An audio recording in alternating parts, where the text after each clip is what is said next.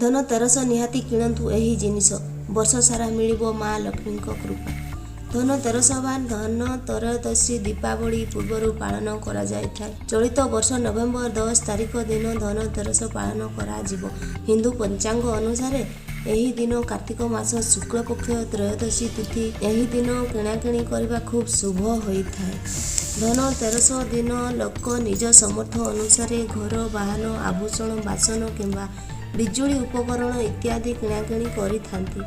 ଧନତେରସ ଦିନ କିଣାକିଣି କରିବାକୁ ନେଇ ଏଭଳି ମତ ରହିଛି, ଏହି ଦିନ ଯେଉଁ ଜିନିଷ କିଣା ଯାଇଥାଏ ତାର ଗୁଣ ବୃଦ୍ଧି ହୋଇଥାଏ। ହିନ୍ଦୁ ଶାସ୍ତ୍ର ଅନୁସାରେ ଏହି ଦିନ ଜିନିଷ କିଣାକିଣି କରିବା ଖୁବ୍ ଶୁଭ ହୋଇଥାଏ, କିନ୍ତୁ ଏହି ଦିନ ବିଶେଷ ଭାବରେ ଶୁଭ ଜିନିଷ କିଣିବା ଉଚିତ। ଏହି ଦିନ ବିଶେଷ ଭାବରେ ଲୁହାର ବସ୍ତୁ, ପ୍ଲାଷ୍ଟିକ ଜିନିଷ, କାଚ ଜିନିଷ କଦାପି କିଣିବା ଉଚିତ ନୁହେଁ।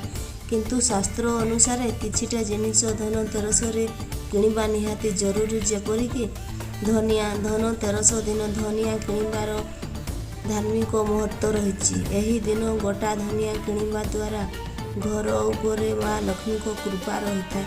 ଧନତେରସରେ ଧନିଆ କିଣିବା ପରେ ଏହାକୁ ଦୀପାବଳିରେ ମା ଲକ୍ଷ୍ମୀଙ୍କ ନିକଟରେ ପୂଜା କରିବେ। ଝାଡ଼ୁ। ଧନତେରସରେ ଆପଣ ଯେଉଁ ଜିନିଷ କିଣନ୍ତୁ କି ନାହିଁ, ଘରକୁ ଗୋଟିଏ ଝାଡ଼ୁ ନିହାତି ଆଣିବେ, କାହିଁକି ନା ଏହି ଦିନ ମା ଲକ୍ଷ୍ମୀଙ୍କ କୃପା ପଟାପଟି ହୋଇଥାଏ ଏବଂ ବର୍ଷ ସାରା ଘରକୁ ମା ଲକ୍ଷ୍ମୀଙ୍କ କୃପାରୁ ଧନରେ ଅସୁବିଧା ହୋଇନଥାଏ। ଏହି ଝାଡ଼ୁ ପ୍ଲାଷ୍ଟିକର ହୋଇନଥିବା ଜରୁରୀ। ଝାଡ଼ୁ କିଣିବା ପରେ ଏଥିରେ ଗୋଟିଏ ଧଳା ରଙ୍ଗର ସୂତା ବାନ୍ଧିଦେବା ଜରୁରୀ। ହିନ୍ଦୁ ଧର୍ମରେ ସୁନା, ପିତ୍ତଳ, ଚାନ୍ଦି ଭଳି ଅନେକ ଧାତୁ ଶୁଭ ବୋଲି କୁହାଯାଇଥାଏ।